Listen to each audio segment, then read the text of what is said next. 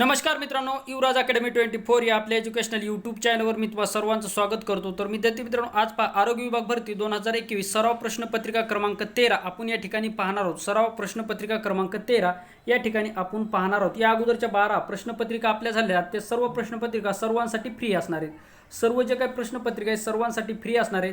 त्यामुळे जर तुम्ही चॅनलवर नवीन असाल तर चॅनलला सबस्क्राइब करा, बाजूचं घंटीचं बेल आयकॉन त्याला सुद्धा प्रेस करा आणि ह्या जे काही आपल्या व्हिडिओची लिंक आहे जास्तीत जास्त मित्रांपर्यंत शेअर करा, जास्तीत जास्त लाईक करा, म्हणजे जेणेकरून जास्तीत जास्त मित्र या ठिकाणी आपल्याला जुळतील आणि तुमचं जे काही स्पर्धा आहे तुमच्या स्पर्धेमध्ये तुम्ही कुठल्या ठिकाणी हे तुम्हाला समजेल। आणि जे काही हे प्रश्नपत्रिका आहे सर्वांसाठी फ्री असल्यामुळे सर्वांनी एक वेळेस या ठिकाणी लाईक करायचं आहे। तर विद्यार्थी मित्रांनो, सर्वप्रथम तुम्हा सर्वांना या प्रश्नपत्रिकेसाठी बेस्ट ऑफ लक। तर विद्यार्थी मित्रांनो, सर्वांना या ठिकाणी गुड इव्हनिंग। चला आपण आता सुरुवात करूया आपल्या या पहिल्या प्रश्नाला। आपण या ठिकाणी या ठिकाणी आपण गणितचा एक प्रश्न कमी असल्यामुळे सामान्य ज्ञानमध्ये तुम्हाला एक प्रश्न एक्स्ट्रा दिलेला आहे, तो म्हणजे 11 प्रश्न यामध्ये दिलेले आहेत। बाकीचे सर्व 10 प्रश्न आणि गणितचा या ठिकाणी 9 प्रश्न या ठिकाणी घेण्यात आलेले आहेत आणि या ठिकाणी सामान्य ज्ञानचे 11 प्रश्न यामध्ये समाविष्ट केलेले आहेत। एक प्रश्न मी तुम्हाला सांगणार आहे, 11 नंबरचा प्रश्न, त्यावेळेस त्याचं उत्तर तुम्हाला कमेंट बॉक्समध्ये मला सांगायचं आहे। तर लगेच सुरुवात करूया। आजचा पहिला प्रश्न आहे, रिकाम जागा या देशाचा पंतप्रधान नव्हे तर अध्यक्ष हा मंत्रिमंडळाचा प्रमुख असतो। रिकाम जागा या देशाचा पंतप्रधान नव्हे तर अध्यक्ष हा मंत्रिमंडळाचा प्रमुख असतो। ज्याप्रमाणे भारतामध्ये मंत्रिमंडळाचा प्रमुख कोण असतो तर तो पंतप्रधान असतो। तर असा कुठला देश आहे की ज्या देशामध्ये जो काही अध्यक्ष आहे तो मंत्रिमंडळाचा प्रमुख असतो? फ्रान्स देश आहे, जर्मनी देश आहे, पाकिस्तान आहे की बांगलादेश? प्रत्येक तुम्हाला प्रश्नासाठी जवळपास 5 सेकंदाचा वेळ देण्यात आलेला आहे। बरेच विद्यार्थी या ठिकाणी योग्य आन्सर देतात। ऑप्शन क्रमांक 1 असणाऱ्या प्रश्नाचं उत्तर फ्रान्स या देशाचा जो काय अध्यक्ष आहे तो त्या मंत्रिमंडळाचा काय अध्यक्ष असतो। पुढे भारतरत्न हा पुरस्कार कोणत्या कलमानुसार दिला जातो? भारतरत्न हा पुरस्कार कोणत्या कलमानुसार दिला जातो? महत्त्वाचा प्रश्न आहे, खूप वेळेस विचारलेला प्रश्न आहे। भारतरत्न हा पुरस्कार कोणत्या कलमानुसार दिला जातो? 18, 11, 32 की 13? तर ऑप्शन क्रमांक 1 असणाऱ्या प्रश्नाचं उत्तर भारतरत्न पुरस्कार हा कलम 18 नुसार दिला जातो। भारतरत्न पुरस्कार जो आहे तो कलम 18 नुसार दिला जातो। पुढे खालीलपैकी कोणते क्षेत्र गोदावरी काठी वसलेले आहे? म्हणजे खालीलपैकी असं कुठलं शहर आहे की जे गोदावरीच्या काठावर आहे? नांदेड, बुलढाणा, धुळे, नागपूर? बरेच विद्यार्थी या ठिकाणी योग्य आन्सर देत आहेत, तर सर्वांचं या ठिकाणी अभिनंदन। सर्वांनी या ठिकाणी याचं योग्य आन्सर दिले। ऑप्शन क्रमांक 1 असणाऱ्या प्रश्नाचं उत्तर गोदावरी नदीच्या काठावर जे आहे नांदेड हे शहर बसलेले। कुठलं? नांदेड हे शहर बसलेलं आहे। आणि गोदावरी जी काही नदी आहे, गोदावरी नदीचा उगम त्र्यंबकेश्वर नाशिक जिल्ह्यामध्ये होतो आणि महाराष्ट्र राज्यातील सर्वात मोठी असलेली नदी आहे। हिला ऊर्ध्वगंगा व दक्षिण भारताची गंगा असे सुद्धा गोदावरी नदीचा उल्लेख केला जातो। आणि या गोदावरी नदीमध्येच भारतातलं पहिलं मातीचं धरण गंगापूर हे गोदावरी नदीच्या काठावर असलेलं धरण आहे। पुढे पुढीलपैकी चुकीची जोडी ओळखा। पुढीलपैकी आता आपल्याला चुकीची जोडी ओळखायची आहे। तर या ठिकाणी माथेरान पुणे जिल्हा, चिखलदरा अमरावती जिल्हा, आंबोली सिंधुदुर्ग जिल्हा आणि महाबळेश्वर सातारा जिल्हा हे थंड हवेचे ठिकाण आहेत। तुम्हाला या ठिकाणी योग्य म्हणजे चुकीचा आन्सर या ठिकाणी तुम्हाला निवडायचं आहे। 3 पर्याय या ठिकाणी योग्य असणार तर एक पर्याय या ठिकाणी चुकीचा आहे। बरेच विद्यार्थी या ठिकाणी योग्य आन्सर देत आहेत। तर ज्याही विद्यार्थ्यांनी ऑप्शन क्रमांक 1 निवडलेले ते अत्यंत योग्य आन्सर असणार आहे। कारण की माथेरान हे रायगड जिल्ह्यामध्ये, माथेरान हे थंड हवेचे ठिकाण रायगड जिल्ह्यामध्ये आणि त्यांनी या ठिकाणी दिले पुणे, म्हणजेच याचा अर्थ पहिलं ऑप्शन या ठिकाणी म्हणजे चुकीचा असणार आहे। म्हणजे बाकीचे जे काही ते सर्व बरोबर आहेत। आपल्याला विचारलं काय चुकीचं ऑप्शन निवडा, म्हणजे चुकीचं ऑप्शन असणार आहे पहिलं, म्हणजे या ठिकाणी पहिलं आपल्या या ठिकाणी आन्सर असणार आहे। बाकीच 5 चिखलदरा अमरावती जिल्ह्यामध्ये बरोबर आहे, आंबोली सिंधुदुर्ग जिल्ह्यामध्ये बरोबर आहे, महाबळेश्वर सातारा जिल्ह्यामध्ये हे सुद्धा या ठिकाणी बरोबर आहे। पुढे साधना हे साप्ताहिक कोणाचे आहे? साधना हे साप्ताहिक, कधी कधी साप्ताहिक हा शब्द तुम्हाला योग्य म्हणजे शुद्ध शब्दामध्ये या ठिकाणी ओळखण्यासाठी सांगितला जातो मराठीमध्ये। तर या ठिकाणी साप्ताहिक शब्द असा लिहिला जातो, साप्ताहिक,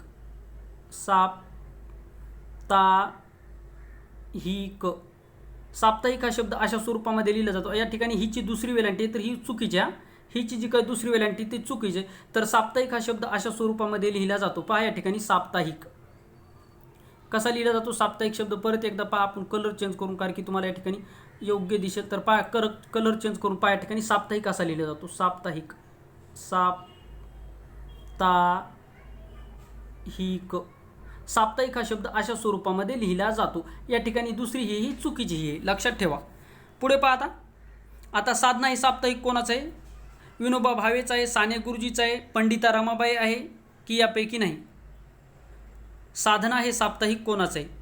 तर ऑप्शन क्रमांक 2 असणाऱ्या प्रश्नाचं उत्तर साने गुरुजी यांचं आहे. जे काही साधना हे साप्ताहिक कोणाचं आहे? साने गुरुजी यांचं साधना हे साप्ताहिक. ऑप्शन क्रमांक 2 असणाऱ्या प्रश्नाचं उत्तर. आणि विनोबा भावेचं कुठलं आहे? तर ते गीताई हे विनोबा भावेचे वृत्तपत्र. कुठलं? गीताई हे विनोबा भावे यांनी लिहिलेलं काव्य आहे, लक्षात ठेवा. गीता रहस्य आणि गीताई यामध्ये कन्फ्यूज केलं जातं. तर गीता रहस्य जर विचारलं तर लोकमान्य टिळक आणि गीताई विनोबा भावे यांचे, यावर प्रश्न 100% विचारला जातो. आता पहा, वेदांग ज्योतिष हा रिकाम जागा यांचा प्रबंध आहे. वेदांग ज्योतिष IMP प्रश्न आहे, सर्वात जास्त IMP असलेला प्रश्न आहे. वेदांग ज्योतिष हा रिकाम जागा यांचा प्रबंध आहे. लोकमान्य टिळक, विनोबा भावे, साने गुरुजी की न्यायमूर्ती रानडे? वेदांग ज्योतिष. तर ऑप्शन क्रमांक 1 असणाऱ्या प्रश्नाचं उत्तर वेदांग ज्योतिष हे जे आहे ते लोकमान्य टिळक यांनी लिहिलेले. वेदांग ज्योतिष हे लोकमान्य टिळक यांनी लिहिलेलं आहे. पुढे पहा, भारताचे पहिले कृषी मंत्री कोण होते? भारताचे पहिले कृषी मंत्री, व्हेरी IMP क्वेश्चन आहे. भारताचे पहिले कृषी मंत्री. मित्रांनो, हे प्रश्न काढण्यासाठी जवळपास 2 तासाचा वेळ लागतो. त्यामुळे मित्रांनो, तुम्हाला लाईक करण्यासाठी काही सेकंदाचा वेळ लागतो. त्यामुळे प्लीज व्हिडिओला लाईक करा. कारण की पहा, एक प्रश्न तुमच्यासाठी IMP काढायसाठी जवळपास 2 तासाचा वेळ या ठिकाणी लागतो. 2 तास मित्रांनो प्रश्न काढण्यासाठी लागतात आणि जवळपास 1 तास व्हिडिओ बनवण्यासाठी लागतो. त्यामुळे मित्रांनो, तुम्ही या व्हिडिओला एक लाईक करत चला, म्हणजे त्या ठिकाणी मला सुद्धा प्रोत्साहन भेटेल आणि आणखी नवीन व्हिडिओ तुमच्यासाठी देण्याचा प्रयत्न. आणि फ्री आपल्या चॅनलवर सर्व जे काही तुम्हाला टेस्ट दिल्या जातील, आरोग्य सेवक भरती होईपर्यंत तुम्हाला सर्व या ठिकाणी फ्री दिलं जाणार आहे. त्यामुळे प्रत्येकाने एक वेळेस व्हिडिओला लाईक करायचं आहे. भारताचे पहिले कृषी मंत्री कोण होते? मित्रांनो, सर्व जे काही प्रश्न आहे अत्यंत दर्जेदार प्रश्न आहे, वारंवार परीक्षेला रिपीट होणारे प्रश्न आहेत. याच्या अगोदर सुद्धा आपण 12 प्रश्नपत्रिका टाकलेल्या आपल्या चॅनलवर, त्याची प्लेलिस्ट सुद्धा आहे. त्या प्लेलिस्टवर जाऊन तुम्ही नक्की पहा, म्हणजे तुम्हाला 100% त्याचा फायदा होईल. सर्व प्रश्न जे काही सर्व प्रश्नपत्रिका सर्वांसाठी फ्री असणार आहेत. पंजाबराव देशमुख, फिरोजशाह मेहता, मौलाना आझाद की श्रीकृष्ण मेनन? तर भारताचे पहिले कृषी मंत्री आहेत ते म्हणजे पंजाबराव देशमुख. पंजाबराव देशमुख कृषी विद्यापीठ कुठल्या जिल्ह्यामध्ये तुम्हाला सांगायचं आहे. हा जनरल नॉलेजचा प्रश्न 11व्या क्रमांकाचा प्रश्न आहे. आणि याच्या ठिकाणी पहा, तुम्हाला प्रश्न असा आहे की पंजाबराव देशमुख कृषी विद्यापीठ महाराष्ट्रातल्या कुठल्या जिल्ह्यामध्ये आहे, हे तुम्हाला कमेंट बॉक्समध्ये मला सांगायचं आहे. तर पहा, प्रश्न आपला काय? भारताचे पहिले कृषी मंत्री कोण होते? तर भारताचे पहिले कृषी मंत्री आहेत पंजाबराव देशमुख, भारताचे पहिले कृषी मंत्री आहेत. आणि फिरोजशाह मेहता हे मुंबईचा सिंह म्हणून फिरोजशाह मेहताचा उल्लेख केला जातो. मौलाना अब्दुल कलाम आझाद हे भारताचे पहिले शिक्षण मंत्री होते. तर श्रीकृष्ण मेनन हे 1962 मध्ये ज्यावर चीनने भारतावर आक्रमण केले त्यावेळेस भारताचे संरक्षण मंत्री श्रीकृष्ण मेनन हे भारताचे संरक्षण मंत्री होते. आणि पहा, हा 11व्या क्रमांकाचा प्रश्न तुमच्यासाठी, पंजाबराव देशमुख कृषी विद्यापीठ कुठल्या जिल्ह्यामध्ये? पुढे पहा, ग्रँड ट्रक हा राष्ट्रीय महामार्ग खालीलपैकी या 2 शहरांना जोडतो. ग्रँड ट्रॅक खूप वेळेस विचारलेला प्रश्न आहे. तर ग्रँड ट्रॅक हा राष्ट्रीय महामार्ग कुठल्या 2 शहरांना जोडतो?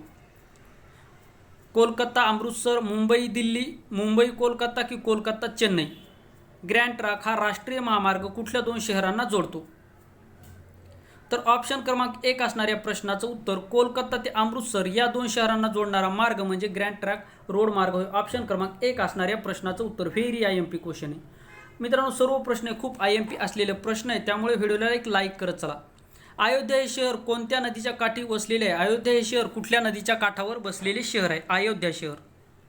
आता तुम्हाला अयोध्या शहर आहे चर्चेमध्ये असलेलं शहर आहे. पहा, राम जन्मभूमीमुळे या ठिकाणी पहा बाबरी मस्जिदच्या ठिकाणी ते वाद निर्माण झाला होता, त्यामुळे अयोध्या हे शहर सध्या चर्चेत असलेलं शहर आहे.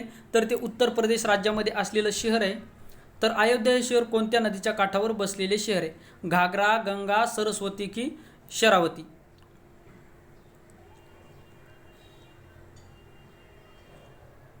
तर अयोध्या शहर हे घागरा नदीच्या काठावर बसलेलं शहर आहे. ऑप्शन क्रमांक 1 असणाऱ्या प्रश्नाचं उत्तर अयोध्या हे शहर घागरा नदीच्या काठावर बसलेलं शहर आहे.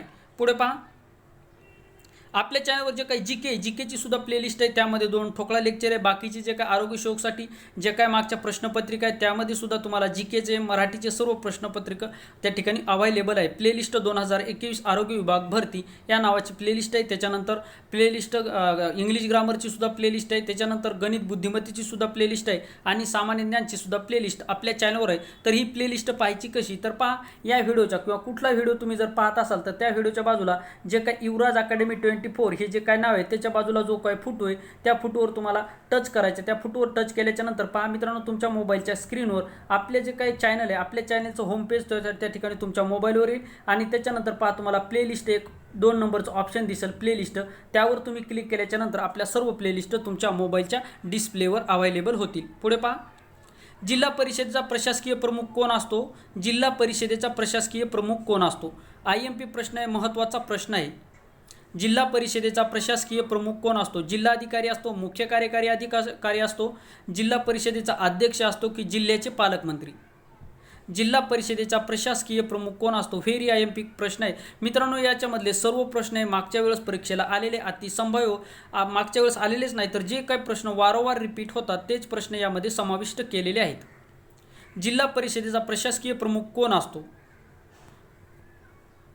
बरेच विद्यार्थी या ठिकाणी जिल्हाधिकारी लिहित आहे, कोणी जिल्हा परिषदेचा अध्यक्ष. तर जे विद्यार्थी या ठिकाणी ऑप्शन क्रमांक 2 म्हणजे मुख्य कार्यकारी अधिकारी आहे, जिल्हा परिषदेचे प्रशासकीय प्रमुख असतात, ऑप्शन क्रमांक 2 असणाऱ्या प्रश्नाचं उत्तर. तर तुम्हाला ग्रामपंचायतीचे प्रशासकीय प्रमुख कोण असतात हे कमेंट बॉक्समध्ये मला सांगायचे. ग्रामपंचायतीचे प्रशासकीय प्रमुख कोण असतात? तर याचं उत्तर असणार आहे मुख्य कार्यकारी अधिकारी. जिल्हा परिषदेचे प्रशासकीय प्रमुख असतात आणि जिल्ह्याचे जे काही पालकमंत्री असतात हेच पहा, जिल्ह्याचे जे काही पालकमंत्री ते जिल्हा नियोजन मंडळाचे अध्यक्ष असतात. जिल्ह्याचे पालकमंत्री जिल्हा नियोजन मंडळाचे काय असतात? अध्यक्ष असतात. आणि जिल्हा परिषदेचे अध्यक्ष जे असतात यांना राज्यमंत्री पदाचा दर्जा देण्यात आहे. महाराष्ट्रामध्ये जिल्हा परिषदेच्या अध्यक्षाला राज्यमंत्री पदाचा दर्जा देण्यात आला आहे. आणि जिल्हा परिषदेचा जो काय अध्यक्ष आहे याचा कार्यकाल खूप वेळेस विचारलेला परीक्षेला आहे. तर जिल्हा परिषदेचा जो काय अध्यक्ष आहे याचा कार्यकाल आहे 2.5 वर्षाचा. किती? 2.5 वर्षाचा. मात्र जर तुम्हाला प्रश्न असा आला जिल्हा परिषदेच्या सदस्याचा कार्यकाल आहे 5 वर्षाचा आणि जिल्हा परिषदेच्या अध्यक्षाचा कार्यकाल आहे 2.5 वर्षाचा, हा मुद्दा तुम्हाला लक्षात ठेवायचा आहे. पुढे पहा, आता तांत्रिक प्रश्न या ठिकाणी लागलेले आहेत. तर तांत्रिक 10 प्रश्न या ठिकाणी समाविष्ट केलेले आहेत. तर पहा, गरोदर स्त्रियांमध्ये सर्वसाधारणतः रिकाम जागाची कमतरता असते. गरोदर स्त्रियांमध्ये सर्वसाधारणतः रिकाम जागाची कमतरता असते. गरोदर स्त्रियांमध्ये सर्वसाधारणतः रिकाम जागाची कमतरता असते. पोटॅशियमची असते, कॅल्शियमची असते, पांढऱ्या पेशीची असते की यापैकी नाही? तर गरोदर स्त्रियांमध्ये सर्वसाधारणतः कॅल्शियमची कमतरता असते. कशाची असते? कॅल्शियमची कमतरता असते. ऑप्शन क्रमांक 2 असणाऱ्या प्रश्नाचं उत्तर. त्यामुळे गरोदर मातांना फॉलिक ॲसिडच्या गोळ्या दिल्या जातात. फॉलिक ॲसिड म्हणजेच B9.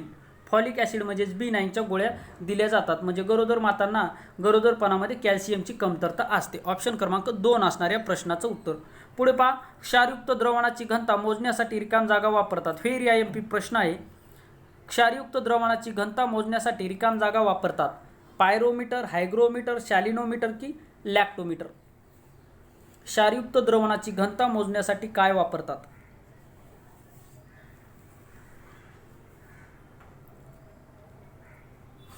तर ऑप्शन क्रमांक 3 असणाऱ्या प्रश्नाचं उत्तर शॅलिनोमीटर वापरतात. क्षारयुक्त जे काही पाणी असते त्याची घनता मोजण्यासाठी शॅलिनोमीटर हे उपकरण वापरलं जातं. क्षारयुक्त पाण्याची घनता मोजण्यासाठी शॅलिनोमीटर हे उपकरण वापरलं जातं. आणि क्षाराचं प्रमाण सर्वात जास्त कुठल्या पाण्यामध्ये जर विचारलं तर समुद्राच्या पाण्यामध्ये क्षाराचं सर्वात जास्त प्रमाण समुद्राच्या पाण्यामध्ये असतं. पुढे पहा,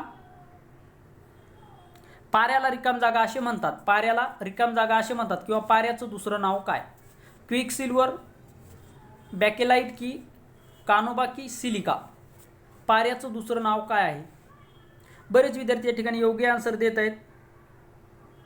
तर ऑप्शन क्रमांक 1 असणाऱ्या प्रश्नाचं उत्तर पाऱ्याला क्विकसिल्वर असे म्हणतात. ऑप्शन क्रमांक 1 असणाऱ्या प्रश्नाचं उत्तर पाऱ्याला क्विकसिल्वर असे म्हणतात. पुढचा प्रश्न पहा, पाण्यामध्ये हायड्रोजन आणि ऑक्सिजन यांचे वजनी प्रमाण किती असते? पाण्यामध्ये हायड्रोजन आणि ऑक्सिजन याचे वजनी प्रमाण किती असते?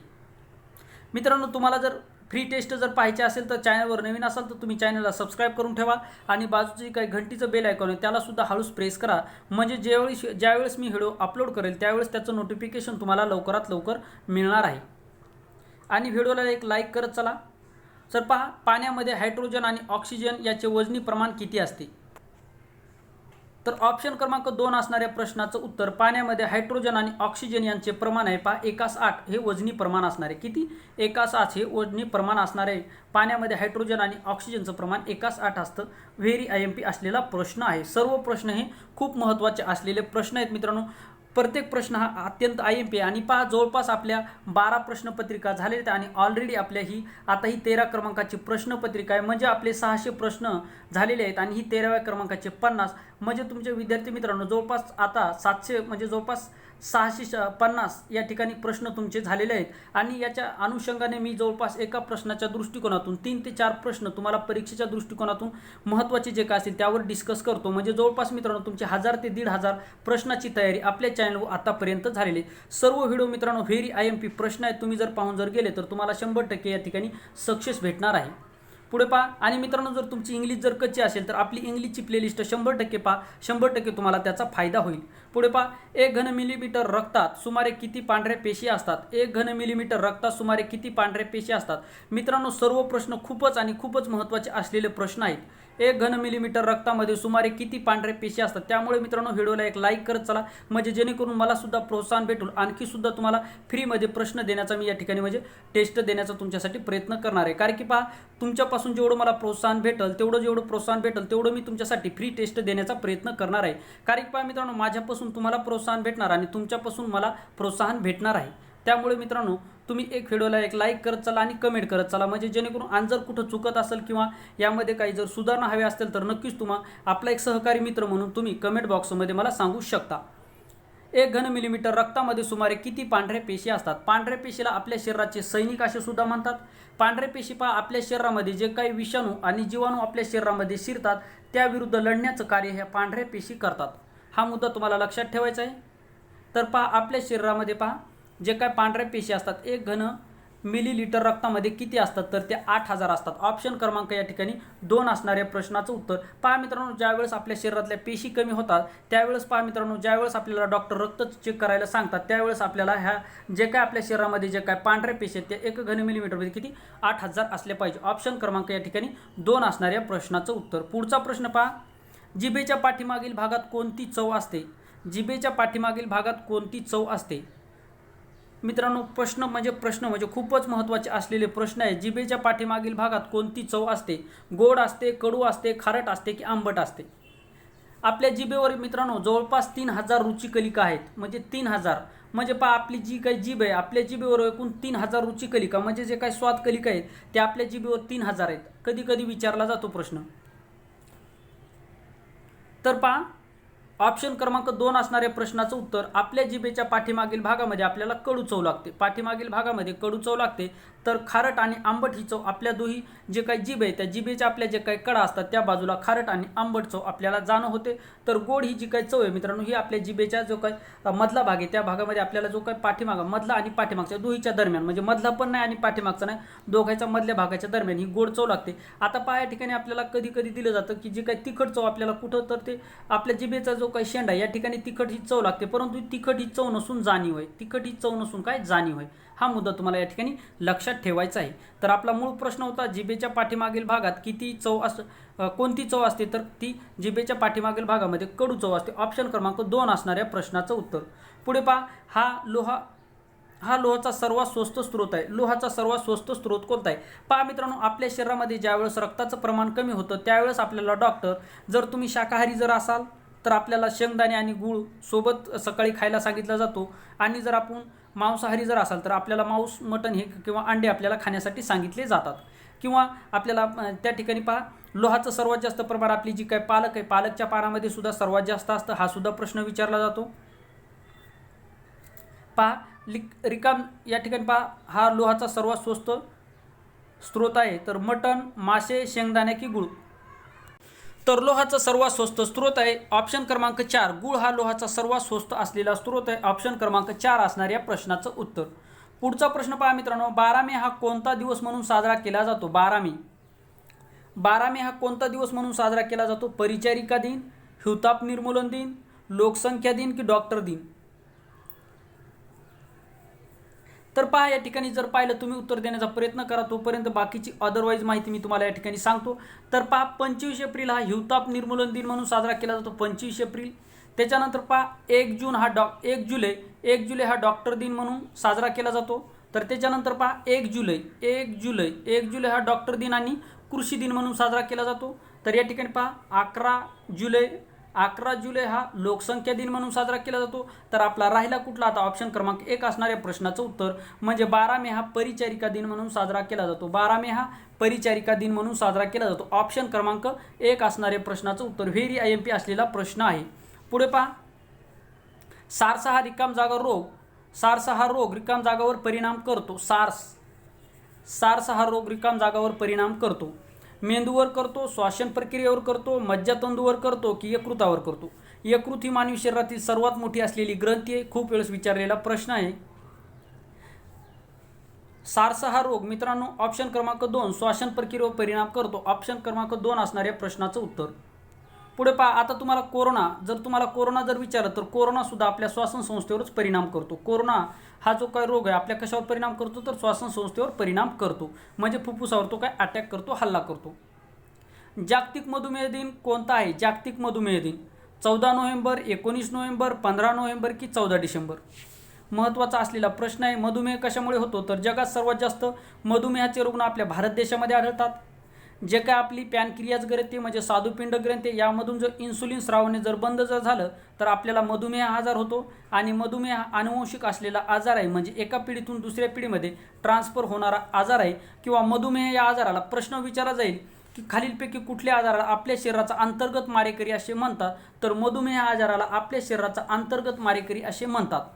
तर कोणता दिवस आहे की जो मधुमेह दिन म्हणून साजरा केला जातो तर ऑप्शन क्रमांक 1 असणाऱ्या प्रश्नाचं उत्तर 14 नोव्हेंबर हा दिवस मधुमेह दिन म्हणून साजरा केला जातो.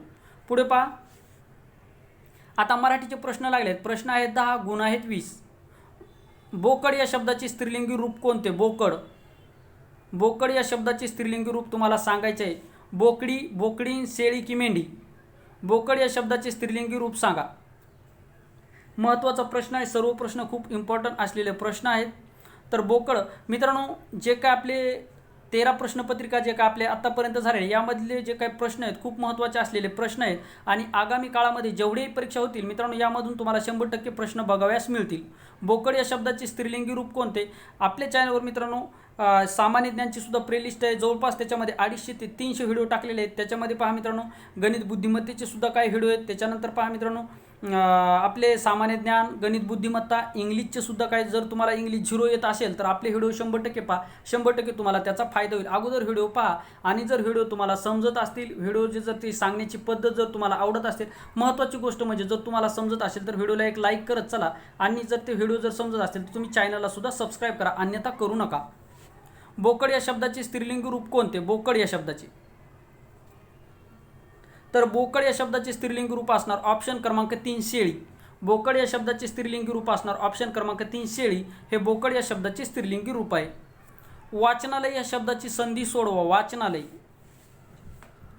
वाचनालय या शब्दाची संधी तुम्हाला सोडवायची. संधीचे एकूण 3 प्रकार पडतात.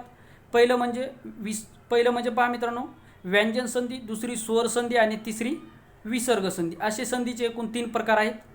स्वर संधी, व्यंजन संधी आणि विसर्ग संधी. तर वाचनालय शब्दाची संधी तुम्हाला सांगायची आहे तर ऑप्शन क्रमांक 2 असणाऱ्या प्रश्नाचं उत्तर वाचन प्लस आलय बरोबर वाचनालय. ऑप्शन क्रमांक 2 असणाऱ्या प्रश्नाचं उत्तर वाचनालय. वाचन प्लस आलय बरोबर वाचनालय. पुढचा प्रश्न पहा. श या वर्णांना रिकाम जागा असे म्हणतात. उष्मे म्हणतात, महाप्राण म्हणतात, स्वतंत्र वर्ण म्हणतात की अर्धस्वर असे म्हणतात. तर पहा ए, र, ल, व हे अर्धस्वर आहेत. त्याच्यानंतर पहा ळ हा मराठीतला एकमेव स्वतंत्र असलेला वर्ण आहे. हा द्रविडी गटातून आलेला आहे. ह हा महाप्राण असलेला आहे. तर आता जे काय राहिलेलं आहे ते श आणि श हे उष्मे असणार. उष्मे म्हणजे याला घर्षक असे सुद्धा म्हणतात. म्हणजे ऑप्शन क्रमांक 1 असणाऱ्या प्रश्नाचं उत्तर. ऑप्शन क्रमांक 1 असणाऱ्या प्रश्नाचं उत्तर. मित्रांनो, स्पर्धा परीक्षेचा एक एक मार्क हा खूप महत्त्वाचा असतो, कारण की स्पर्धा परीक्षेचा एक मार्क म्हणजे 100 मार्काची बराबरी करत असतो. कारण की आपल्याला इतरांपेक्षा एक मार्क जर जास्त जर आला तर विद्यार्थी मित्रांनो हा एक मार्क तुम्हाला जवळपास 500 ते 600 मुलांना मागं टाकू शकतो. म्हणजेच एक मार्कसुद्धा तुम्हाला तुमची पोस्ट मिळवून देऊ शकतो. आणि मित्रांनो, जर तुम्हाला मेरिटमध्ये जर जायचं असेल तर एक एक मार्काचा विचार करणे खूप महत्त्वाचं आहे. आता काही विद्यार्थी नवीन असतात, त्यांना वाटते की 1 आणि 2 मार्काचं काहीच नाही. तर विद्यार्थी मित्रांनो, स्पर्धा परीक्षेचा एक एक मार्क हा खूप महत्त्वाचा असतो. म्हणजे 100 मार्क जर तुम्हाला इतरांपेक्षा एक मार्क जर जास्त आला तर याचा अर्थ तुम्ही 100 मार्काने त्या इतर विद्यार्थ्याच्या समोर आहात. हा मुद्दा तुम्हाला लक्षात ठेवायचा आहे. स्पर्धा परीक्षा करत आहात तर एक एक मार्काचा विचार करणे हे खूप महत्त्वाचं आहे. ती चाकूने भाजी चिरते, अधोरेखित शब्दाची जात ओळखा. आता चाकूने या शब्दाला अधोरेखित केलेलं आहे. ती चाकूने भाजी चिरते, अधोरेखित शब्दाची जात तुम्हाला ओळखायची आहे. आपला जे काही विभक्त आहे त्यावरचा सुद्धा एक व्हिडिओ सकाळीच मी टाकलेला आहे. ज्या विद्यार्थ्यांनी आपला तो व्हिडिओ पाहिला असेल त्यांना हे 100% उत्तर येणार आहे. समानार्थी शब्दसुद्धा जवळपास 2 ते 3 व्हिडिओ आहेत आपले मराठीचे. इंग्लिशचे सुद्धा समानार्थी, Adam fresh, one word substitution 4-5 व्हिडिओसुद्धा त्याच्यावर सुद्धा आहेत. फक्त तुम्ही जे काही प्लेलिस्ट आहे ते चेक करत राहा आणि चॅनल पाहत राहा. नक्की तुम्हाला आगामी परीक्षेमध्ये 100% त्याचा फायदा होईल. ती चाकूने भाजी चिरते, अधोरेखित शब्दाची जात ओळखायची आहे. तर चाकूने म्हणजे पहा मित्रांनो, ज्या वेळेस ने, ई आणि शी हे प्रत्यय लागतात हे तृतीयचे असतात. म्हणजेच या ठिकाणी असणार कुठली तृतीय. ऑप्शन क्रमांक 3 असणार या प्रश्नाचं उत्तर. आता ऑप्शन क्रमांक 3. आणि करण म्हणजे क्रियेचे साधन. आता ती भाजी चिरते, परंतु कशाने चिरते तर ती चाकूने चिरते. म्हणजे क्रियेचे साधन जर दिलं असेल तर ते काय असतं, करण असतं. ते काय असतं, करण असतं. म्हणजे तृतीयचं कारक अर्थ आहे करण. तृतीयाचा कारक अर्थ आहे करण. हा मुद्दा तुम्हाला या ठिकाणी लक्षात ठेवायचा आहे. आणि द्वितीय आणि चतुर्थी जे काही विभक्ती याचे प्रत्यय जे आहेत सारखे असलेले प्रत्यय आहेत. हा मुद्दा तुम्हाला लक्षात ठेवायचा आहे. तो जो काय आपला जो काय टॉपिक आहे तो पाहून जा मित्रांनो. सकाळीच मी टाकलेला आहे. त्यामध्ये पहा मित्रांनो, तुम्हाला विभक्ती आणि जे काही भाववाचक नामे कसे ओळखायचे या टॉपिकवर मराठीमध्ये 100% प्रश्न विचारला जातो. 10 मिनिटाचा व्हिडिओ आहे मित्रांनो. तो 100% तुम्ही पाहून जा. सकाळीच मी टाकलेला प्रश्न तो व्हिडिओ आहे. पुढे पहा, आपण हा शब्द कोणत्या प्रकाराचा आहे. आपण हा शब्द कुठल्या प्रकाराचा आहे. सर्वनाम आहे, विशेषण आहे, भाववाचक नाम आहे की क्रियापद आहे. आपण हा शब्द कुठल्या प्रकारचा आहे. 5 सेकंदाचा वेळ तुम्हाला दिलेला आहे. तर ऑप्शन क्रमांक 1 असणाऱ्या प्रश्नाचं उत्तर. आपण हा शब्द सर्वनाम असलेला शब्द आहे. सर्वनाम म्हणजे काय, नामाऐवजी जो काही शब्द वापरला जातो त्याला सर्वनाम असे म्हणतात. सर्वनाम म्हणजे काय, जर नामाऐवजी जो काही शब्द वापरला जातो त्याला सर्वनाम असे म्हणतात. सर्वनामाला परतीनामे असे सुद्धा म्हणतात. हा मुद्दा तुम्हाला सुद्धा लक्षात ठेवायचा आहे. माझी पिशवी आण यातील आण हे कोणते क्रियापद आहे. माझी पिशवी आण यातील आण हे कुठले क्रियापद आहे. सांकेतार्थी आहे, विद्यार्थी आहे, आज्ञार्थी आहे की विधानार्थी आहे. तर पहा या ठिकाणी जर तुम्ही पाहिलं तर संकेतार्थी म्हणजे जर तर हे संकेतार्थी असतं आणि संकेतार्थी वाक्य हे नेहमी मिश्र वाक्य असतं. हा मुद्दा तुम्हाला लक्षात ठेवायचा आहे. आता विद्यार्थी वाक्य म्हणजे ज्या वाक्याच्या शेवटी वाविवे प्रत्यय असतात ते वाक्य विद्यार्थी वाक्य असते. आणि विधानार्थी वाक्य म्हणजे काय, हे काय वर्तमानकाळीचं वाक्य असतं आणि यामध्ये सरळ विधान केलं जातं. तर राहिलं कुठलं मित्रांनो, आज्ञार्थी वाक्य. तर आज्ञार्थी वाक्याविषयी लक्षात ठेवा, ज्यावेळेस आपण समोरच्या व्यक्तीला कुठलंही काम सांगत असो, ती व्यक्ती लहान असो, मोठी असो किंवा व्यक्ती कुठलीही असो, तर त्या व्यक्तीला आपण कुठलंही काम जर सांगत असेल तर ते असणार आज्ञार्थी वाक्य असतं. ते काय असतं मित्रांनो, आज्ञार्थी वाक्य असतं. या ठिकाणी पहा, माझी पिशवी आण म्हणजे आपण दुसऱ्याला काम सांगत आहेत. म्हणजे ज्या वेळेस कुठलंही आपण दुसऱ्या व्यक्तीला, उदाहरणार्थ मला एक ग्लास पाणी दे, हे सुद्धा आज्ञार्थीच वाक्य आहे. म्हणजे या ठिकाणी आज्ञा केली जाते. म्हणजेच मित्रांनो ऑप्शन क्रमांक 3 असणार या प्रश्नाचं उत्तर. पुढचा प्रश्न पहा मित्रांनो, व आणि किंवा ही उभयान्वयी अव्यय जोडून कोणते वाक्य तयार होते. व आणि किंवा ही उभयान्वयी अव्यय जोडून कोणते वाक्य तयार होते. मिश्र वाक्य होतं, संयुक्त वाक्य होतं, केवळ वाक्य होतं की यापैकी नाही. व आणि किंवा,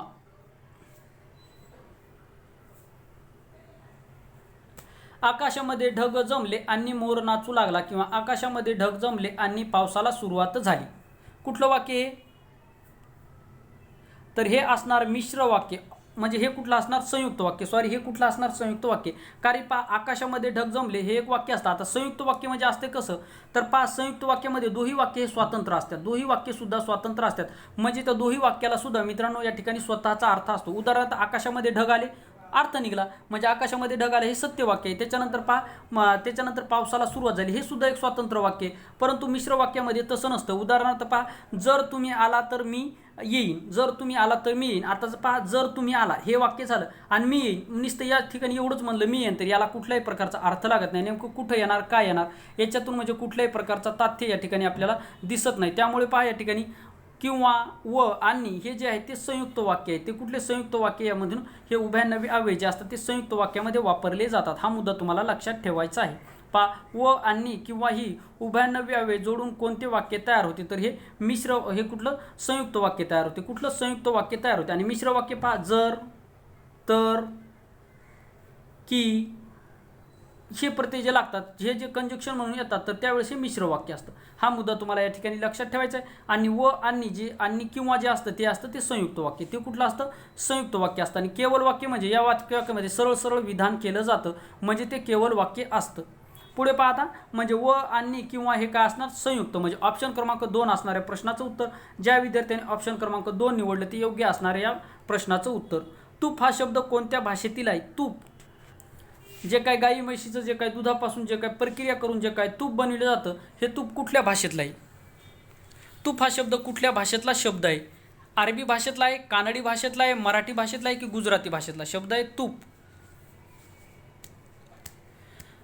तर जो तूप हा शब्द आहे, ज्या विद्यार्थ्यांनी ऑप्शन क्रमांक 2 निवडलं ते योग्य आन्सर असणार आहे. तूप हा शब्द कानडी भाषेमधला असलेला शब्द आहे. तूप हा शब्द कानडी भाषेमधला शब्द आहे.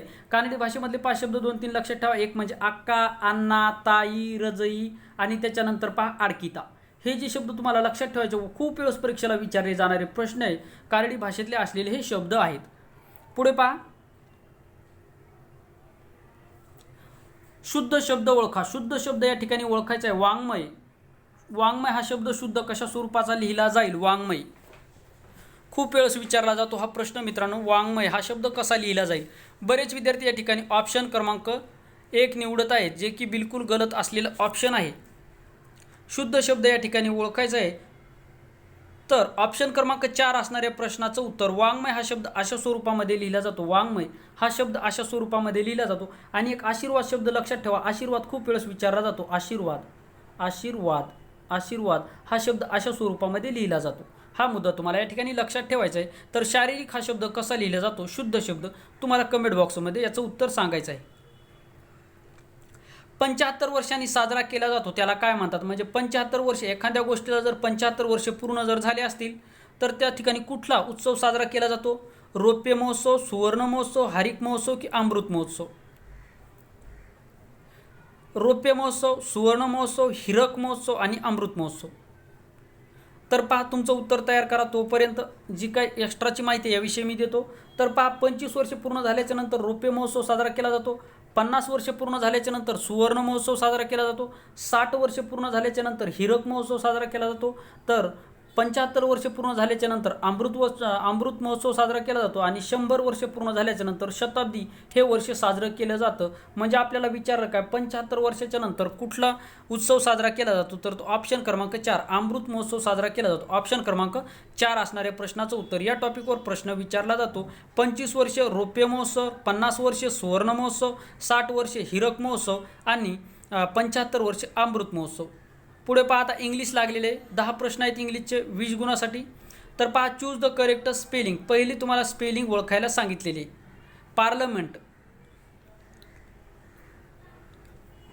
पार्लमेंटची तुम्हाला स्पेलिंग या ठिकाणी ओळखायची आहे.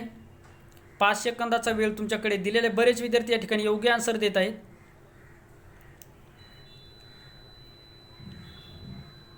तर ऑप्शन क्रमांक 1 असणाऱ्या प्रश्नाचं उत्तर पार्लमेंट, PARLIAMENT, पार्लमेंट, ऑप्शन क्रमांक 1 असणाऱ्या प्रश्नाचं उत्तर.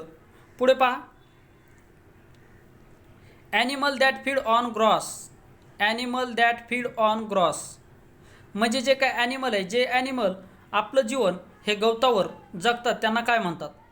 कॉर्निव्हर्स म्हणतात, हॉर्बिव्हर्स म्हणतात, इन्सेक्टिव्हर असे म्हणतात की ग्रॅनिव्हर्स असे म्हणतात, ग्रॅमिनिव्हर्स असे म्हणतात. Animals that feed on gross.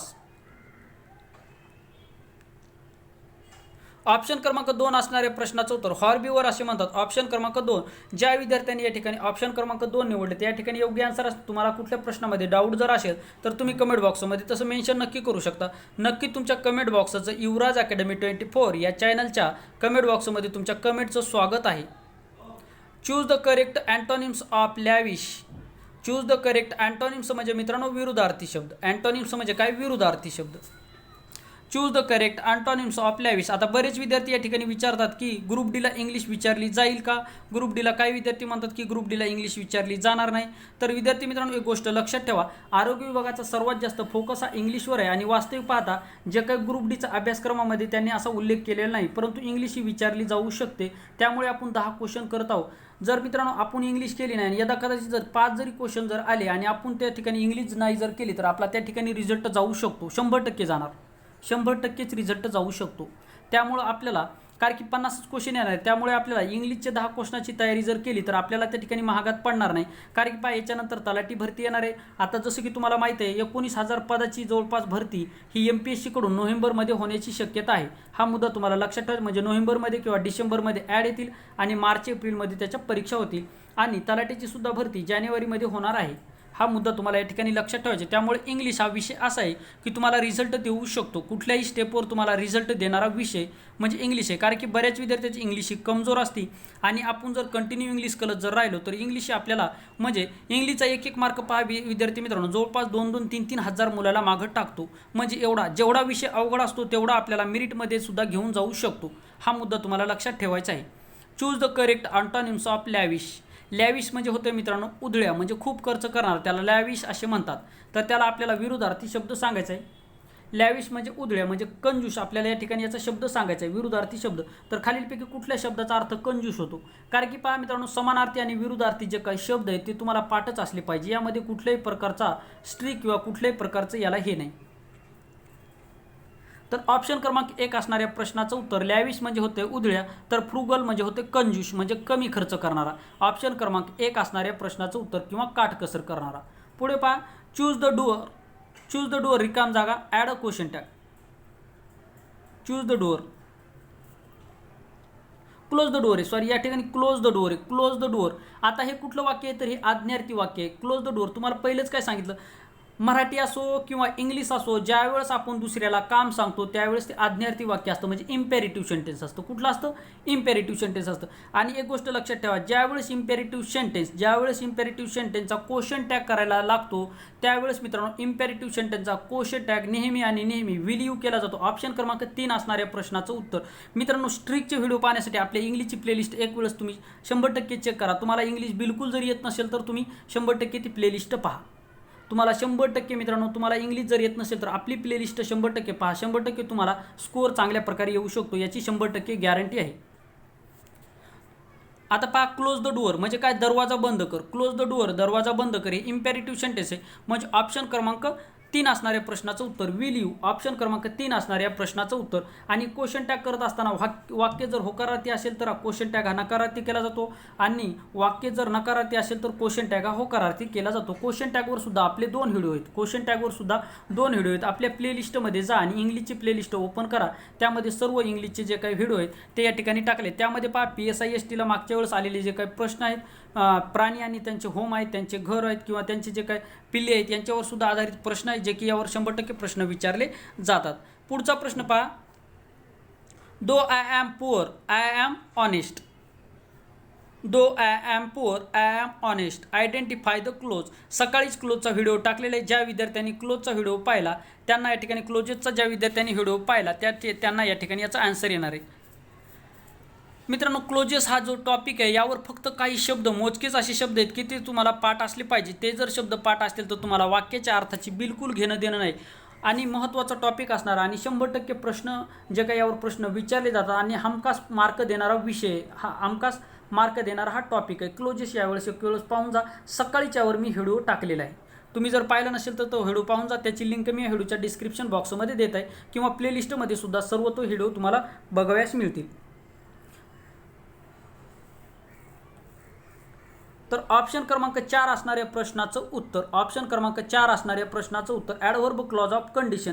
तर ॲडव्हर्ब क्लॉज ऑफ कंडिशन कसा ओळखायचा, जर तुम्हाला जर पाहिजे असेल तर मी जे काही लिंक आहे त्यामध्ये मी बेसिक स्वरूपापासून तुम्हाला सांगितलेलं आहे, त्यामुळे तुम्ही एक वेळेस तो व्हिडिओ पहा. त्या व्हिडिओची लिंक मी या व्हिडिओच्या डिस्क्रिप्शन बॉक्समध्ये दिलेली आहे, किंवा आपल्या चॅनलची प्लेलिस्ट इंग्लिश प्लेलिस्ट ओपन करा, त्यामध्ये तुम्हाला हा क्लोजेस तो 100% तुम्ही एक वेळेस पहा, 100% तुम्हाला समजणार, याची 100% गॅरंटी आहे.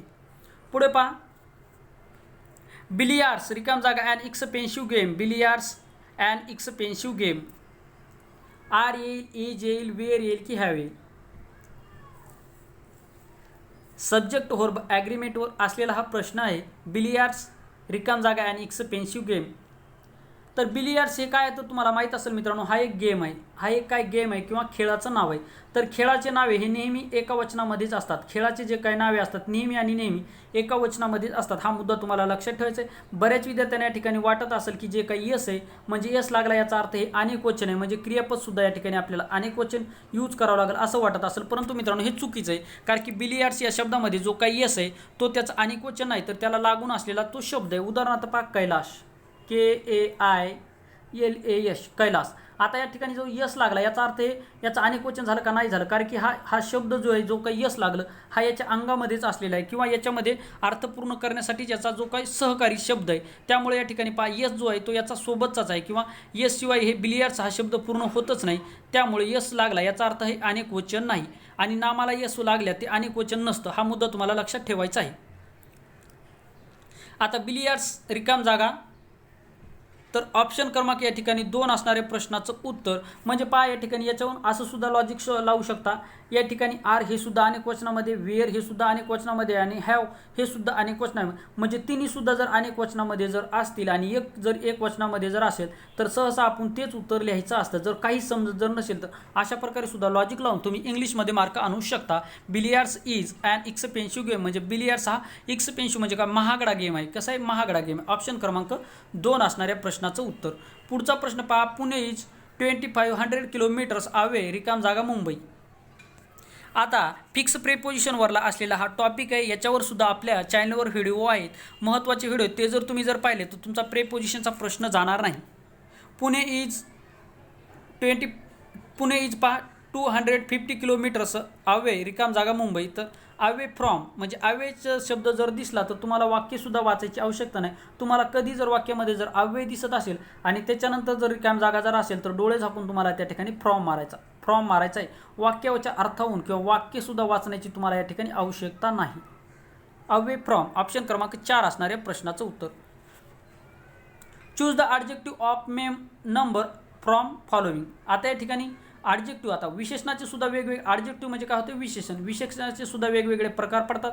अनिश्चित विशेषण, त्याच्यानंतर सर्वनामिक विशेषण, अशा स्वरूपाचे सुद्धा विशेषणाचे प्रकार पडतात. तर आपल्याला नंबर म्हणजे वचन जे काही ॲडजेक्टिव्ह आहे ते आपल्याला नंबर या ठिकाणी ओळखायचं आहे. तर पहा क्लेवर. आता क्लेवर हे काय गुणविशेषण असणार आहे.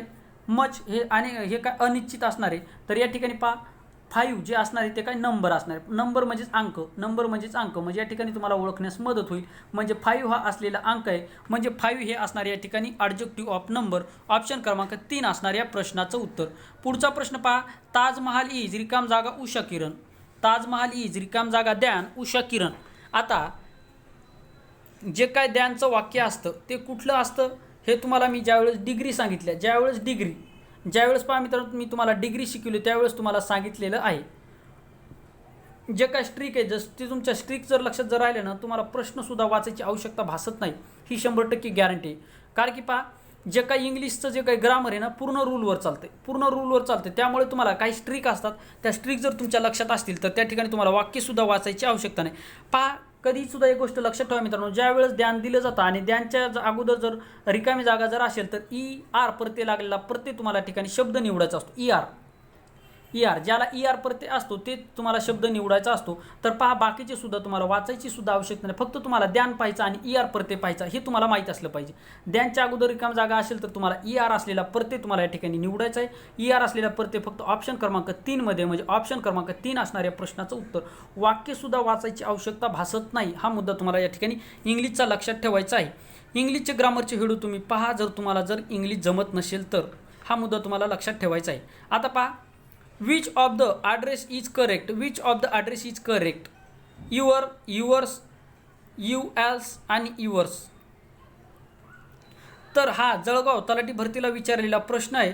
तर ऑप्शन क्रमांक 4 असणार आहे प्रश्नाचं उत्तर युअर, YOUR आणि यस, युअर्स हा असणार ॲड्रेस. ऑप्शन क्रमांक 4 असणार आहे प्रश्नाचं उत्तर. हा मुद्दा तुम्हाला लक्षात ठेवायचा आहे. पुढे पहा, आता गणित आणि बुद्धिमत्तेचे या ठिकाणी लागलेले आहेत. गणित आणि बुद्धिमत्तेचे क्वेश्चन या ठिकाणी आपण पाहूयात. 10 जानेवारी 2004ला जर सोमवार तर 10 जानेवारी 2005ला कोणता वार असेल. आपण कॅलेंडरचे 2 व्हिडिओ टाकलेले, तो व्हिडिओ जर तुम्ही पाहिले नसते ते सुद्धा पाहून जा.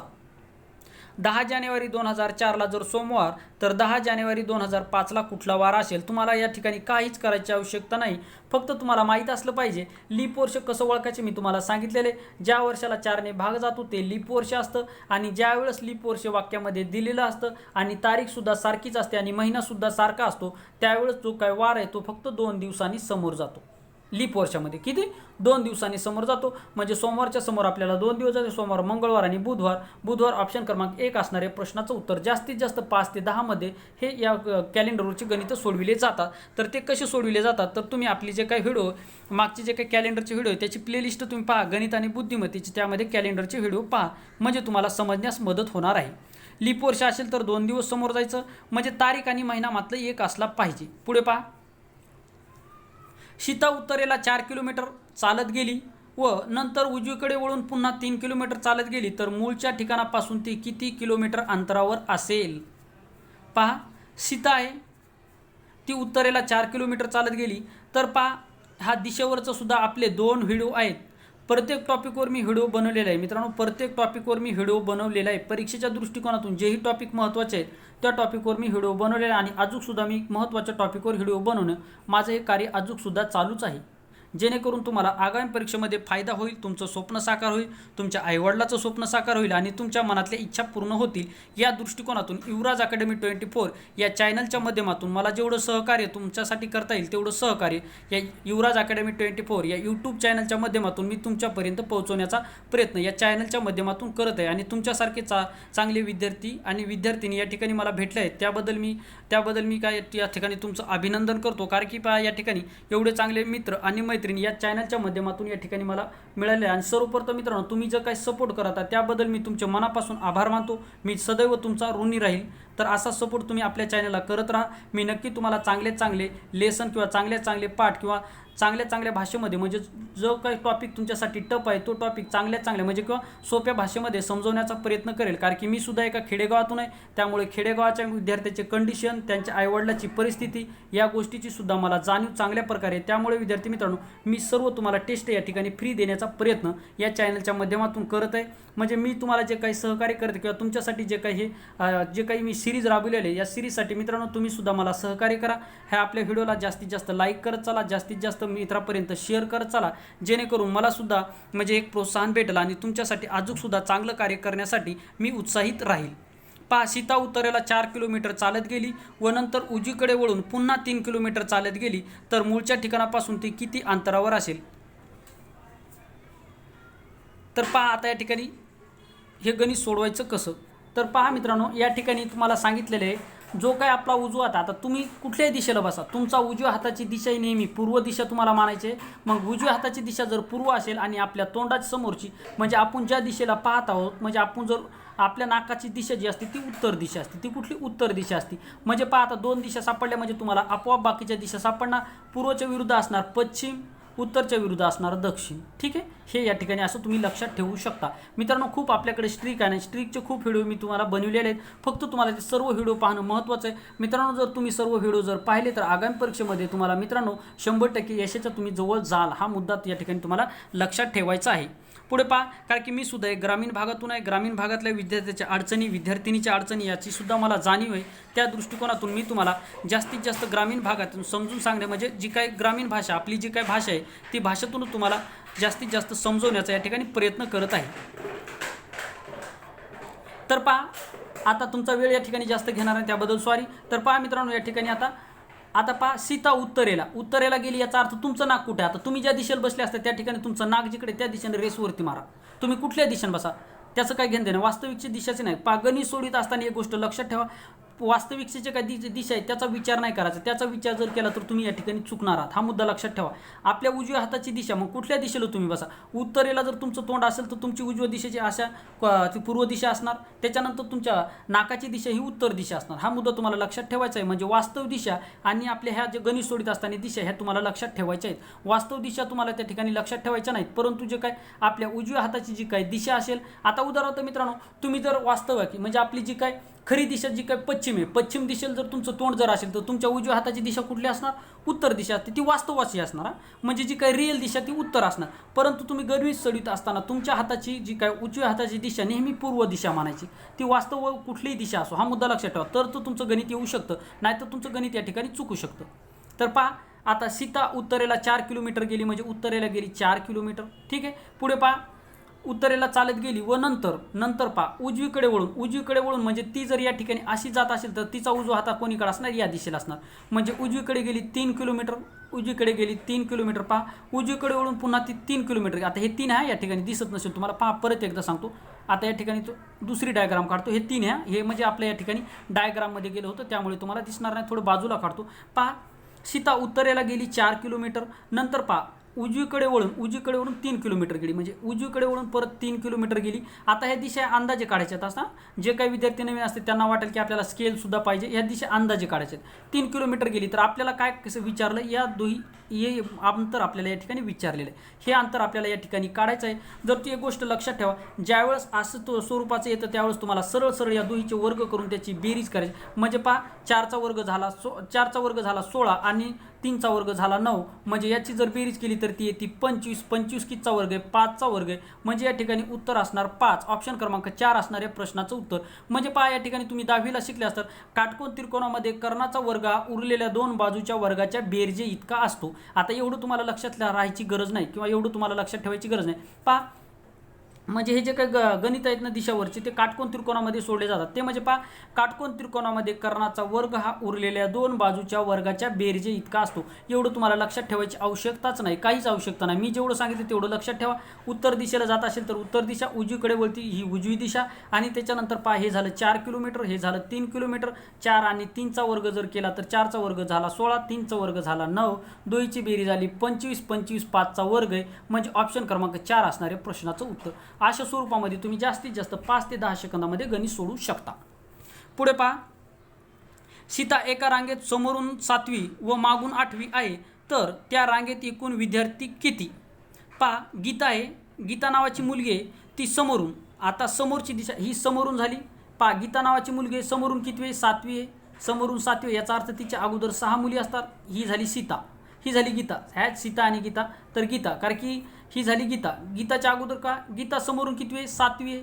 7वी आहे, याचा अर्थ तिच्या अगोदर 6 मुली असणार, त्याच वेळेस तर ती या ठिकाणी 7वी येणार. हा मुद्दा लक्षात ठेवा. परत काय म्हणतं पहा, मागून म्हणजे या दिशेने कितवी आहे? या दिशेने ही आहे 8वी, या दिशेने 8वी. याचा अर्थ या ठिकाणी मागून असणार 7 मुली. म्हणजे पहा, सीताच्या समोर झाल्या 6 मुली, मागून झाल्या 7 मुली आणि सीता झाली स्वतः. याचाच अर्थ 6 आणि 1 7, 7 आणि 7 14. म्हणजे त्या रांगेमध्ये एकूण 14 मुली असणार. ऑप्शन क्रमांक 3 असणाऱ्या प्रश्नाचं उत्तर. ऑप्शन क्रमांक 3 असणाऱ्या प्रश्नाचं उत्तर. पुढे पहा, खालील आकृतीत कोणाची संख्या किती? खालील आकृतीमध्ये तुम्हाला कोणाची संख्या ओळखायची आहे. खूप वेळेस विचारलेला प्रश्न आहे. खूप सोपा प्रश्न आहे मित्रांनो, खूप सोपा आहे. सोडवण्याचा प्रयत्न करा. बरेच विद्यार्थी या ठिकाणी योग्य आन्सर देत आहे. तर ज्या विद्यार्थ्याला या ठिकाणी माहीत नसेल तर पहा, या ठिकाणी कशा स्वरूपामध्ये आपण जे काय कोण कसे मापायचे यावर सुद्धा 2 व्हिडिओ बनवले आहेत. किती? 2 व्हिडिओ मित्रांनो. प्रत्येक टॉपिकवर आपला व्हिडिओ आहे. प्रत्येक असा कुठलाही टॉपिक नाही परीक्षेच्या दृष्टिकोनातून महत्त्वाचा की ज्यावर मी व्हिडिओ बनवलेला नाही. आणि अजूनसुद्धा जे काही टॉपिक राहिले त्यावर सुद्धा मी व्हिडिओ बनवतच आहे तुमच्यासाठी. पुढे पहा, आता यामध्ये तुम्हाला कुठले कोण तुम्हाला सांगायचे तर पहा, सर्वप्रथम याला नंबर मारून द्या. 1 या ठिकाणी पहा, 1 2 3 4 5 6 7 8. या ठिकाणी गॅप लक्षात ठेवायचा. कुठला गॅप लक्षात ठेवा? गॅप लक्षात ठेवायचा म्हणजे पहा, या सर्वांच्या मध्ये किती? 8चा गॅप आहे. किती? 8चा गॅप आहे. म्हणजे आपल्याला 1 पासून तर 8 पर्यंतची काय करायची? बेरीज करायची. म्हणजे पहा, 1च्या नंतर पहा 1 + 2 + 3 + 4 + 5 + 6 + 7 आणि +8 याची बेरीज करायची. आता पहा, 1 आणि 2 झाला 3, 3 आणि 3 झाला 6, 6 आणि 4 झाला 10, 10 आणि 5 झाला 15, 15 आणि 6 21, 21 आणि 7 28, 28 आणि 8 36. 28 आणि 8 झाला 36, म्हणजे ऑप्शन क्रमांक 3 असणार या प्रश्नाचं उत्तर. आता तुम्हाला वाटत असेल की जर 17 18 पर्यंत जर असं आले तर करायचं काय, तर शेवटचा अंक कुठला आहे, शेवटचा आला आपला 8, म्हणजे लिहा 8 गुणिला 9 समोरची संख्या भागीला 2 करा, डायरेक्ट उत्तर येऊन जाणार. बे एक बे बे चोक 8 आणि 9 चोक 36, ऑप्शन क्रमांक 3 असणारे प्रश्न अशा स्वरूपामध्ये सुद्धा तुम्ही करू शकता. म्हणजे पहा या ठिकाणी पहा तुम्हाला 1 पासून तर 8 पर्यंत जर बेरीज तुम्हाला जर मापत बसलं, त्या ठिकाणी जर वेळ लागत असेल किंवा कधी कधी 17 18 पर्यंत जर आले तर मग 1 पासून 17 18 पर्यंत बेरीज करायला अवघड जातं. तर त्यावेळेस ही ट्रिक तुम्हाला वापरायची आहे. पहा म्हणजे शेवटचा अंक जो काही शेवटचा अंक येईल मग 17 येऊ 18 येऊ 8 येऊ 12 येऊ. आता या ठिकाणी आपला शेवटचा काय आला 8 आला, म्हणजे 8 गुणिला समोरची संख्या झाली 9 भागीला 2, याचं जर केलं तर येते 36. म्हणजे अशा स्वरूपामध्ये सुद्धा तुम्ही करू शकता. पुढे पहा घड्याळात 10 वाजले, म्हणजे घड्याळामध्ये 10 वाजून 10 मिनिट झालेले आहे, तर आरशातील प्रतिमा किती वाजलेले दाखवेल. म्हणजे एक घड्याळ आहे, त्या घड्याळामध्ये 10 वाजून 10 मिनिट झालेले आहे आणि ते घड्याळ जर आरशासमोर जर धरलं तर त्यामध्ये किती वाजलेले दिसतील. घड्याळावर सुद्धा 2 व्हिडिओ आहेत. ज्या मित्रांनी आपले हे व्हिडिओ पाहिले त्याचं याचं 100% मित्रांनो याचं उत्तर किती मिनिटामध्ये किती सेकंदामध्ये असेल, फक्त 10 सेकंदामध्ये. किती 10 सेकंदामध्ये सोडवण्याचा प्रयत्न करा. आपण 10 सेकंदामध्ये कसं येईल मी तुम्हाला सांगतो. तर या ठिकाणी पहा ज्या वेळेस 12च्या अगोदरचा टाईम दिलेला असतो त्यावेळेस जो काही टाईम दिलेला तो 11:60 मधून मायनस करायचा आहे. हा मुद्दा तुम्हाला लक्षात ठेवायचा, म्हणजे 11 तास आणि 60 मिनिटांमधून मायनस करायचा. ज्यावेळेस 12च्या समोरचा टाईम दिला जातो, ज्यावेळेस 12च्या समोरचा टाईम दिला जातो म्हणजे 13:14. पहा घडी ही 24 तासाची असते, काही 12 तासाच्या काही 24 तासाच्या. हा मुद्दा लक्षात ठेवा. कधी कधी काय करतात आपल्याला देतात की 13 वाजून 17 मिनिट झाले तर त्या आरशात किती वाजलेले दिसतील. तर अशा वेळेस काय करायचं तर 23:60 मधून ते मायनस करायचे. पहा 12च्या अगोदरचा टाईम असेल तर तो 11:60 मधून मायनस करा आणि 12च्या वरचा जर टाईम दिला असेल घड्याळामध्ये किती वाजले असं जर तुम्हाला जर सांगितलं असेल तर ते 23:60 मधून तुम्हाला मायनस करायचे. तर आता या ठिकाणी पहा 10 वाजून 10 मिनिटाचा कालावधी दिलेला आहे. याचाच अर्थ हा 12च्या अगोदरचा कालावधी म्हणजे 12च्या लहान कालावधी. हा मुद्दा लक्षात ठेवा. तर आपल्याला 12च्या लहान कालावधी जर असेल तर तो 11:60 मधून मायनस करायचा. किती 11:60 मधून मायनस करायचा. आता 11:60 मधून जर आपण याला जर मायनस केलं 60 मधून 10 गेला राहिला 50 आणि 11 मधून 10 गेला राहिला 1, म्हणजे 1 वाजून 50 मिनिट हे आरशामध्ये दिसणार आहेत. म्हणजे ऑप्शन क्रमांक 1 असणाऱ्या प्रश्नाचं उत्तर 10 सेकंदामध्ये उत्तर काढता येतं. फक्त 10 ते 5 सेकंदामध्ये. प्रॅक्टिस जर असेल तर फक्त 5 सेकंदामध्ये उत्तर काढता येतं. कारण की गणित हा विषय गणित आणि बुद्धिमत्ता जेवढी तुमची प्रॅक्टिस असेल तेवढी तुम्हाला लवकरात लवकर गणिते सुटण्यासाठी मदत होते. हा मुद्दा लक्षात ठेवायचा आणि ॲक्युरसी सुद्धा वाढते. आता सारिकाच्या वडिलाच्या एकुलते एका मुलीची मुलगी सारिकाची कोण असेल. आता पहा मित्रांनो काल मी जो काही व्हिडिओ टाकला होता नातेसंबंधाचा त्यावर तो काही कारणास्तव मित्रांनो तो जो काही व्हिडिओ आहे ते आपल्या चॅनलवरून डिलीट झालेला आहे. त्यामुळे उद्या मी तो व्हिडिओ बनवणार आहे. उद्या रात्री 9 वाजता म्हणजे लाईव्हमध्ये तो आपण व्हिडिओ घेऊयात. कारण की तो व्हिडिओ जो आहे मित्रांनो महत्त्वाचा व्हिडिओ आहे आणि तो आपल्या चॅनलवरून तो डिलीट झालेला आहे. आपल्या चॅनलवरून तो डिलीट झाले. ज्यावेळेस मी चॅनलवर अपलोड केला लाईव्ह संपल्याच्या नंतर मित्रांनो चुकून माझ्या चॅनल एक बटन दबलं आणि त्या ठिकाणी तो व्हिडिओ डिलीट झाला आहे. त्यामुळे त्या ठिकाणी प्रायव्हेट दाखवत आहे. त्यामुळे मित्रांनो आपण जे काही ते नवीन त्या ठिकाणी आपण त्यावर व्हिडिओ बनवूयात उद्या. सारिकाच्या वडिलाच्या एकुलते एका मुलीची मुलगी सारिकाची कोण. तर पहा या ठिकाणी आता ही झाली सारिका, ही झाली मित्रांनो सारिका. आता प्रश्न पहा सारिकाच्या वडिलाचा म्हणजे मोठं नातं कधी वरतील याचं हे झाले सारिकाचे वडील. आता विचारले का पुढे काय पहा सारिकाच्या वडिलाच्या एकुलत्या एका मुलीची मुलगी. याचाच अर्थ जे काही सारिकाचे वडील आहेत त्यांना एकच मुलगी आहे म्हणजे स्वतः सारिकाचे. पहा वडिलाला एकुलती एक मुलगी, एकुलती एक म्हणजे स्वतः तीच असणार, एकुलती एक मुलगी म्हणजे तीच असणार. तर पहा सारिकाच्या वडिलाच्या एकुलते एका मुलीची म्हणजे सारिकाचीच मुलगी ही खाली झाली सारिकाची मुलगी. म्हणजे फक्त फिरून विचाराय सारिकाची मुलगी तर ती सारिकाची कोण लागणार तर ती सारिकाची लागणार मुलगी. ऑप्शन क्रमांक 3 असणार या प्रश्नाचं उत्तर. सारिकाच्या वडिलाच्या एकुलते एका मुलीची मुलगी सारिकाची असणार मुलगी. ऑप्शन क्रमांक 3 असणार या प्रश्नाचं उत्तर. उद्या आपण जे काही आपले नातेसंबंधाचा जो काही व्हिडिओ तो डिलीट झाला आहे तर तोच व्हिडिओ आपण परत उद्या घेऊयात. तर पहा अमोलला एका परीक्षेत 500 पैकी 350 गुण मिळाले तर त्याला किती गुण मिळतील. बरेच विद्यार्थी या ठिकाणी योग्य आन्सर देत आहेत. अमोलला एका परीक्षेत 500 पैकी 350 गुण मिळाले तर त्याला किती गुण मिळतील. तर अमोलला एका परीक्षेत 500 पैकी 350 गुण मिळाले तर त्याला किती गुण मिळतील म्हणजे त्याला किती टक्के गुण मिळाले. तर पहा अशा वेळेस करायचं काय टक्केवारीवर सुद्धा तुम्हाला एक मी 2 व्हिडिओ टाकलेले आहेत. तर पहा, सर्वप्रथम 500 गुण आहेत. एकूण गुण किती आहेत? 500. मिळाले किती त्याला? 500 पैकी मिळाले 50. आणि विचार का आपल्याला टक्के याचाच अर्थ असतो 100. म्हणजे टक्केवारीचे गणित सोडवत असताना तुम्हाला कधीसुद्धा 100चा विचार करायचा. तर पहा, 500 पैकी 350 गुण मिळाले म्हणजे किती टक्के गुण मिळाले? तर पहा या ठिकाणी हा शून्य कटला, हा शून्य कटला, हा शून्य कटला, हा शून्य कटला. म्हणजे अंशामध्ये जेवढे शून्य कट होतील, म्हणजे छदामध्ये जेवढे शून्य तेवढे अंशामध्ये सुद्धा तुम्हाला कट करायचे. म्हणजे या ठिकाणी आपण 2 शून्य कट केले, हे सुद्धा 2 शून्य कट होणार. म्हणजे आता 5 1 5, 5 7 35. म्हणजे ह्या झाला काय झाला? हा 7 आणि हा 0 म्हणजे 70%. त्याला किती टक्के गुण मिळाले? 70% गुण मिळाले. ऑप्शन क्रमांक 4 असणार या प्रश्नाचं उत्तर. अशा स्वरूपामध्ये तुम्ही टक्केवारी काढू शकता. 50 25 60 36 70 जसे काय? पहा, महत्त्वाचा प्रश्न आहे. 50 25 60 36 70 जसे काय? सोडवण्याचा प्रयत्न करा. 50 25 60 36 70 जसे काय?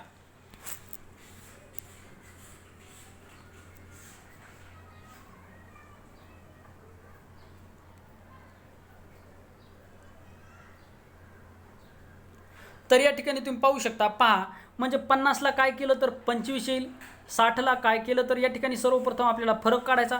फरक जर व्यवस्थित येत नसेल तर तुम्हाला त्या ठिकाणी काय करायचं? त्याचं लॉजिक, वेगवेगळ्या प्रकारचं लॉजिक बुद्धिमत्तेसाठी लावलं जातं. तर पहा, आपण जर या ठिकाणी पहा, या 50ला जर 2 न भागलं तर 25 येते. या ठिकाणी पहा 25 येते. मग समोर आपण जे काही 60 आहे, 60ला जर 2 न भागलं तर आपलं 30 आलं पाहिजे. म्हणजे 60चा अर्धा 30. पण या ठिकाणी 36 दिले, म्हणजे हे लॉजिक लागणार नाही. दुसरं लॉजिक या ठिकाणी आपल्याला लावायचं आहे. तर दुसरं लॉजिक काय असणार? पहा, बरेच विद्यार्थ्यांनी या ठिकाणी योग्य आन्सर देण्यास सुरुवात केलेली आहे. तर पहा, या ठिकाणी याचा आन्सर असणार आहे. पहा हे जे काही शून्य म्हणजे पहिल्या 2 संख्येची बेरीज आणि त्याचा वर्ग केलेला आहे. म्हणजे 0 आणि 5 किती झाला? 5. 5चा वर्ग झाला 25. 0 आणि 6 किती होते? 6च होते. 0 आणि 6 जर मिळवले तर 6च होणार. म्हणजे 6चा वर्ग झाला 36. आणि या ठिकाणी पहा 7 आणि 0 म्हणजे 7 आणि 0 झाला. जर या ठिकाणी जर पाहिला तर 7च होते. म्हणजे 7चा वर्ग झाला 49. ऑप्शन क्रमांक 2 असणाऱ्या प्रश्नाचं उत्तर. बुद्धिमत्तेमध्ये कुठल्याही प्रकारचं लॉजिक लावलं जातं. 9 नंबरचा प्रश्न पहा. एका रांगेत मोनाचा समोरून 10वा आहे, 10वा क्रमांक आहे व मागून 9वा नंबर आहे. तर त्या रांगेत एकूण मुली किती? एका रांगेत मोनाचा समोरून 10वा नंबर आहे व मागून 9वा नंबर आहे. तर त्या रांगेत एकूण मुली किती? पहा, सर्वप्रथम पहा, समोर ही झाली समोरची दिशा. समोरून पहा, समोरून कितवा नंबर आहे तिचा? 10वा नंबर आहे.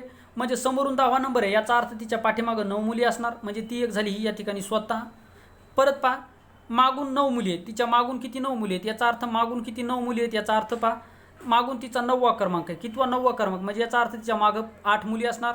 म्हणजे पहा, या ठिकाणी समोरून 9 मुली आहेत, मागून 8 मुली आहेत. म्हणजे 8 1 8 16, 16 आणि 1 17 आणि स्वतः ती म्हणजे 18. ऑप्शन क्रमांक पहा 18 कितीमध्ये? ऑप्शन क्रमांक 1 असणारे प्रश्नाचं उत्तर. म्हणजेच पहा, या ठिकाणी तुमच्या लक्षात आलं असेल की त्या रांगेमध्ये एकूण किती मुली आहेत? तर त्या रांगेमध्ये एकूण 18 मुली आहेत. किती? 18 मुली आहेत. या ठिकाणी पहा, लक्षात ठेवायचं आहे. पहा, समोरून किती आहेत? समोरून तिचा 10वा क्रमांक आहे, म्हणजे तिच्या पाठीमागं 9 मुली असणार. मागून तिचा 9वा क्रमांक आहे, म्हणजे तिच्या पाठीमागं 8 मुली असणार. तेव्हा तर तिचा 9वा येणार. म्हणजे या ठिकाणी सर्वांची जर बेरीज केली म्हणजे ही झाली ती स्वतः. आता या ठिकाणी 10 लिहिले, परंतु ती एकटी आहे. म्हणजे 10वा क्रमांक आहे. हा तिचा क्रमांक लिहिला, पण ती स्वतः एकटी आहे. हा मुद्दा लक्षात ठेवा. म्हणजे 9 आणि 1 झाला 10, 10 आणि 1 झाला 18. म्हणजे या ठिकाणी 18. ऑप्शन क्रमांक 1 असणाऱ्या प्रश्नाचं उत्तर. तर अशा स्वरूपामध्ये आता गणितचं जे काही 9 प्रश्न आहेत त्यामध्ये तुम्हाला जीकेचे 11 प्रश्न सांगितले. त्यामध्ये एक प्रश्नाचं उत्तर तुम्हाला स्वतः सांगायचं होतं, त्याचं उत्तर मी सांगितलेलं नाही. तर तो प्रश्न असा आहे की महाराष्ट्राच्या कुठल्या राज्यामध्ये पंजाबराव देशमुख कृषी विद्यापीठ आहे? महाराष्ट्रातल्या कुठल्या जिल्ह्यामध्ये पंजाबराव देशमुख कृषी विद्यापीठ आहे? हा तुम्हाला जीकेचा प्रश्न या ठिकाणी, म्हणजे जीकेचे 11 घेतले होते आणि गणितचे 9 प्रश्न आपण या ठिकाणी समाविष्ट केलेले आहेत, गणित आणि बुद्धिमत्तेचे. तर विद्यार्थी मित्रांनो, हा होता व्हिडिओ. तुम्हाला कसा वाटला कमेंट बॉक्समध्ये नक्की सांगा. चॅनलवर नवीन असाल तर चॅनलला सबस्क्राईब करा, जास्तीत जास्त मित्रापर्यंत शेअर करा आणि व्हिडिओला एक लाईक करत चला. आणि कमेंट बॉक्समध्ये तुमचं काही सजेशन असेल, कमेंट बॉक्समध्ये जर तुम्हाला काही सूचना द्यायच्या असतील किंवा शिकवण्यामध्ये तुम्हाला काही तर या ठिकाणी बदल हवा असेल तर तुम्ही कमेंट बॉक्समध्ये मला आपला एक सहकारी मित्र म्हणून नक्की सांगू शकता. तर मित्रांनो, या ठिकाणी आपण थांबूया. सर्वांना या ठिकाणी गुड नाईट. या ठिकाणी आपण थांबूया. थँक्यू, धन्यवाद.